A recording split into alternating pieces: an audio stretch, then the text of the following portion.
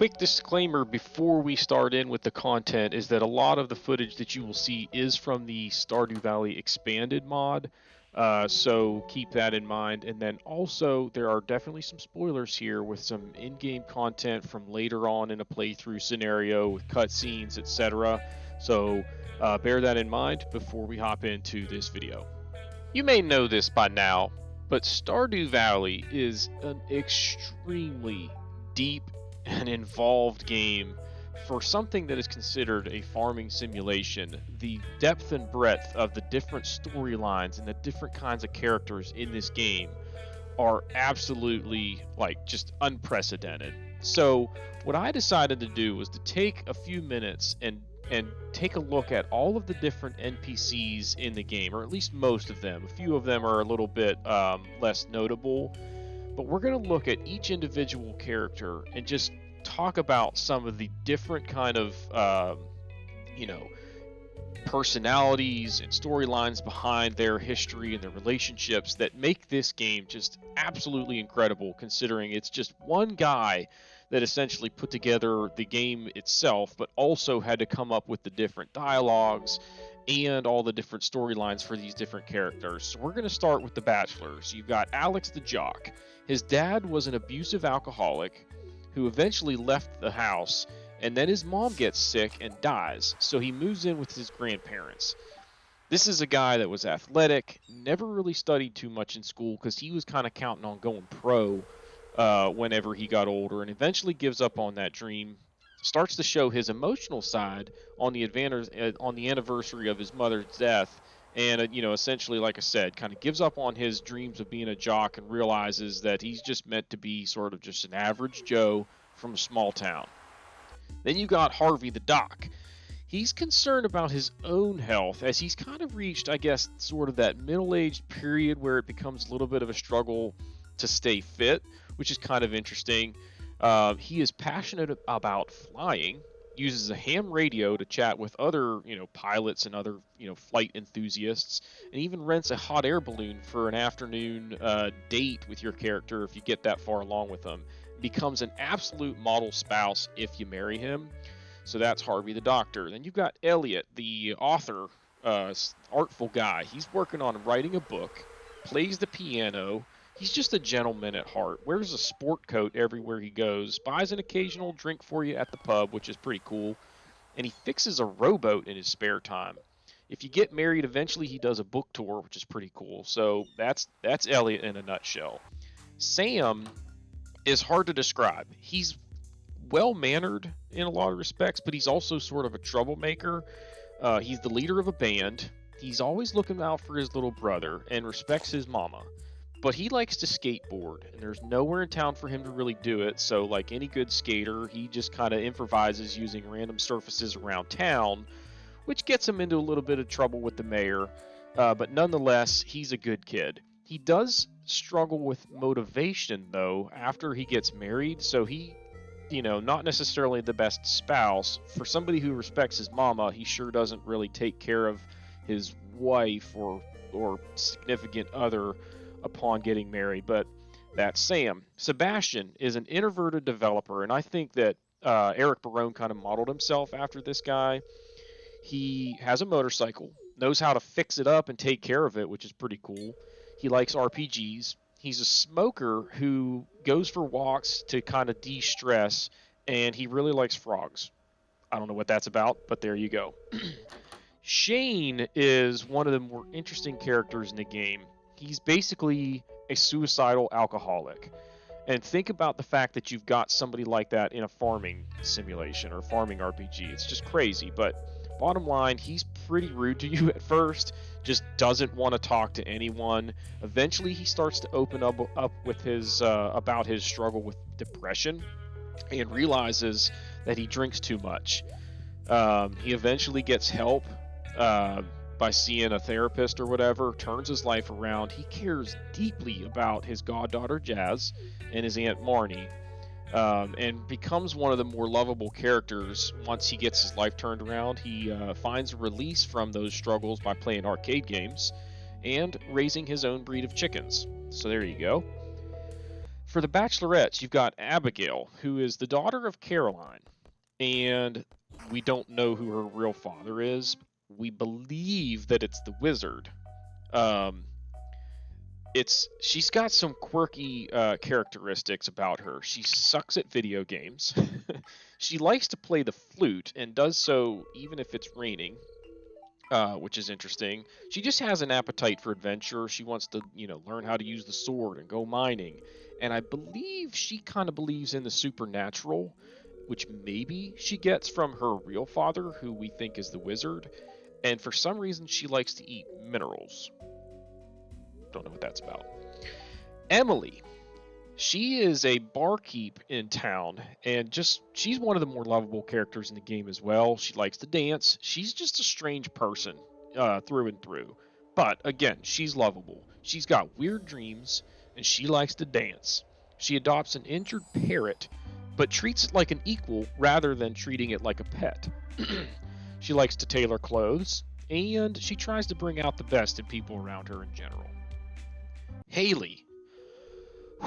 Haley is a self-absorbed, lazy, arrogant brat at first, but she really opens up as she gets to know you, and she becomes just a better person in general. She's got a passion for photography, but she is forgetful and often forgets to bring her camera to opportune events where you'd think that you would want to bring a camera. She likes shopping and strong men. Leah is the artsy type. Now, she left the city to get away from her ex. She really enjoys painting and sculpting and things of that nature. I believe she's supposed to be a vegetarian, although they don't necessarily confirm that. She finds courage through support from others, and her ex apparently is obsessed with her because it's sort of a rumor that a Mr. K is actually her ex Kel. And is buying all of the art that she sells on her newly established website. So that's interesting. Maru is a scientist. She lives with her parents in the mountains. Her dad is a scientist, and she helps him in the lab with some experiments that he's working on. She works part-time at the doctor's office. She loves astronomy, and she's building her own robot. So there you go. Penny is sort of a complicated person because she's got a complicated relationship with her mom that she sort of keeps private for the most part. She loves helping others. She's super sweet. I feel like she's kind of young as far as the bachelorettes go. She makes a hobby out of cooking. She teaches the kids around town, and she enjoys interior design. So there you go. Caroline. Okay, so now we're on to the non-dateable folks, I suppose. So Caroline is Abigail's mother, and we know that she is Pierre's wife, but did she have an affair with the wizard? We're not really sure, but the fact that that's a possible storyline that you're just kind of trying to figure out, again, adds to the depth and breadth of the storyline in this game. She's got a greenhouse and makes her own tea. She definitely seems to have a strained relationship with her daughter Abigail, and maybe it's because Abigail's just kind of going through that phase in her life where she's just difficult, which maybe points to the fact that Abigail could be in her teenage years, perhaps. Anyway, that's Caroline. Clint is the local blacksmith, and a lot of people give Clint a hard time, but he's just a hard-working guy following in his family's footsteps. He's a little bit socially awkward, but he's a kind soul down, deep down. He really has a thing for Emily, and he hangs out at the saloon a fair amount, and I believe it's just to kind of be around her, but we're not exactly sure exactly what that's all about. But that's probably what it is. Demetrius is the local scientist. He's married to Robin. He's Maru's father and Sebastian's stepfather, so you've got the stepdad thing going on there. He wants the best for his little girl, but he never really seems to acknowledge like the fatherly duties that maybe he should, kind of play that role in Sebastian's life. So interesting dynamic there, but an interracial couple, I should also point out there. So you got that going on. The next two that we're going to focus on as a bundle are the Dwarf and Krobus. Now, dwarves were once powerful and technologically advanced, but there's hints that maybe their 1,000-year war with the Shadow People may have kind of led to their demise over time. But an interesting dynamic there is you've got the dwarf, or the dwarves, and then you've got Krobus, who is this shadow dude who lives in the sewers and sells some pretty valuable stuff. So there you go. Evelyn. Evelyn is Alex's granny, and she's just a super sweet old lady who likes to garden and she likes baking. Pretty much that's all you got to know about Granny. She's awesome. George is Evelyn's husband and Alex's grandpa. Now, his legs were mangled in a mining accident when he was younger, and it makes him kind of grumpy, but eventually he kind of opens up about it and becomes, takes a little bit more positive outlook on life. The dude loves watching Jeopardy and other shows on television, apparently, so that's interesting. Gus. Gus owns the saloon, and he loves to cook. He avoids confrontation to the point where it almost runs him out of business, until eventually he kind of does have a little chit-chat with Pam, gets her to pay off the tab, and everything is well with the world. So that's Gus. Jazz is a sweet and shy little girl. She loves to jump rope for hours on end, and she gets taken in by her Aunt Marnie after her parents died tragically when she was young. Not sure exactly how they died, but they definitely died. Jody is Sam and Vincent's mom. She is like the definition of a housewife, always washing dishes, going to the grocery store. She shops at Joja Mart to save a buck or two. She's best friends with Caroline, and she is aching for her husband Kent to come home from the war. Also, in her storyline, there are hints that she kinds of maybe regrets being a wife and a mother, because she talks about like dreaming of being young and free again, which is a little bit interesting. So maybe she like accepts her role as a housewife, but isn't really happy in that, and maybe Caroline is kind of her outlet. Not really sure, but just something to think about there. Kent, her husband, is off at the war in the first year. So there's a war in a farming sim.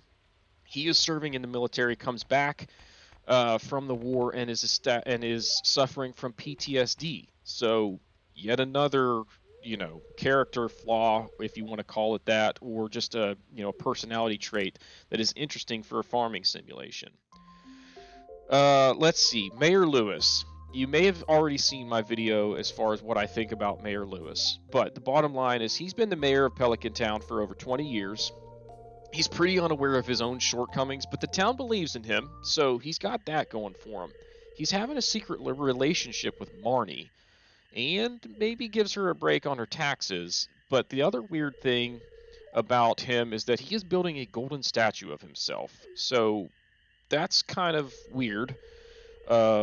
And other noteworthy item with him is that he thinks all of the kids around town are lazy, even though he doesn't really work all that hard himself. But he does throw killer parties. Linus. Linus lives a simple life in the tent in the woods. He is one of my favorite characters, and one of the favorite characters of a lot of people who play this game. Just a kind-hearted man with an appreciation for what nature has to offer. He digs through the trash, not necessarily to just find food to eat, but more so to just avoid having it actually just go to waste, which bothers him. He just wants people to respect his way of life, bottom line. Then we go to Leo. Leo was a youngster when the ship that he was on crashed, and his parents did not survive. He ends up growing up alone on a deserted island. Now, he either pretends or actually believes that he can talk to the birds there on the island. So that's interesting. And he eventually moves in with Linus, which is awesome. So that's Leo. A lot of people really like Leo. Sweet kid. Marnie. Marnie owns a ranch and really appreciates the work-life balance that comes through taking several days off each week.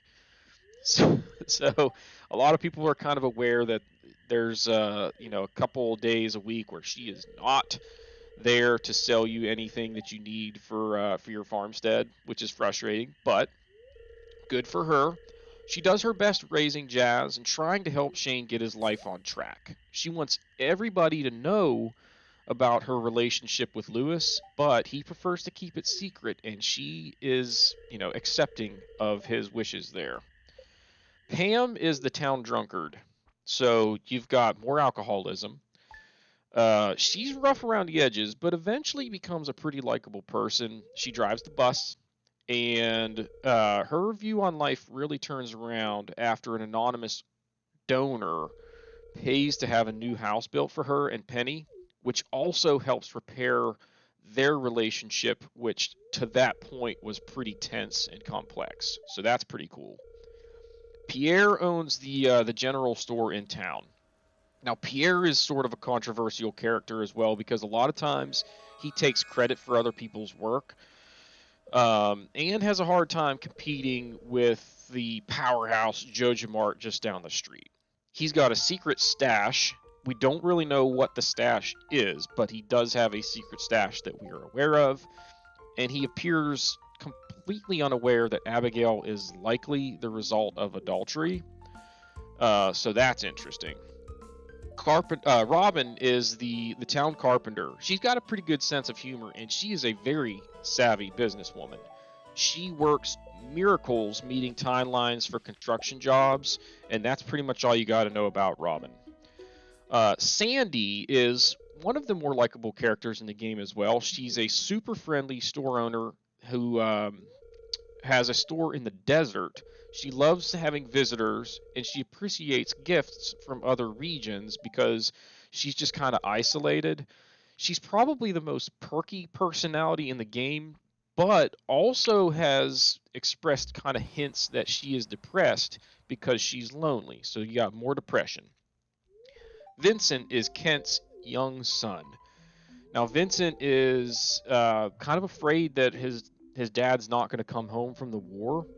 He struggles to pay attention in school, which hints to the fact that he might have something like ADHD, which is yet another, thing to build on as far as the personality traits and storylines in the game. He's got a crush on his teacher, Penny, and he likes playing with bugs. There you go. Willie. Willie is the stereotypical, fisherman sailor type. He's, I just got back from a fishing trip. He's friendly, but will 100% push you out of his way to get to his favorite fishing spot. He experiments with crabs in his spare time, so that's kind of interesting. And that's what you got to know about Willie. He's friendly, he gives you a fishing rod, so that's cool. Last but not least is the wizard. Now, the wizard was married to a witch, but they separated on bad terms.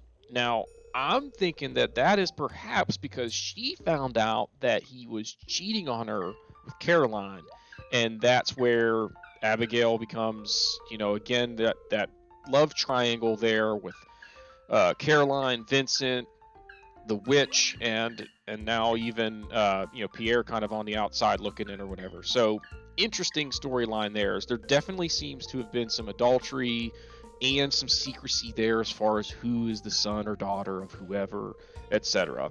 Now, a few last notable characters that we will, just mention are Birdie, who is the stranded widow who also lives on the deserted island where Leo lives, but apparently they never crossed paths, so that's kind of weird.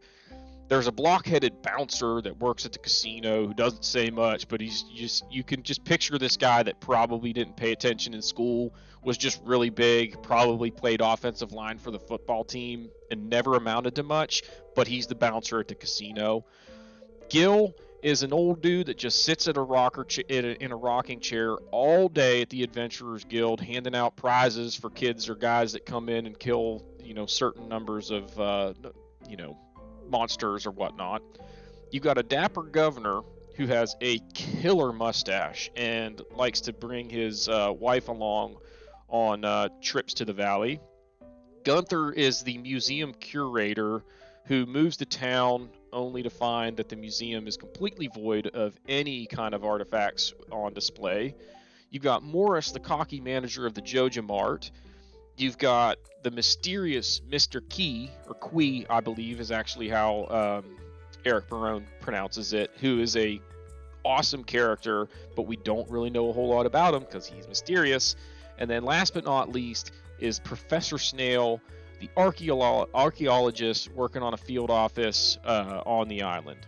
So that is the broad list of all of the different kinds of characters, some of the different storylines, some of the, struggles and, positive personality traits of the different characters, and just amazing variety of those kinds of things going on for something as simple as what you would think a farming simulation would bring. So that's going to do it for this video. Please be sure to hit the like button, hit the subscribe button, comment below, and we will see y'all next time.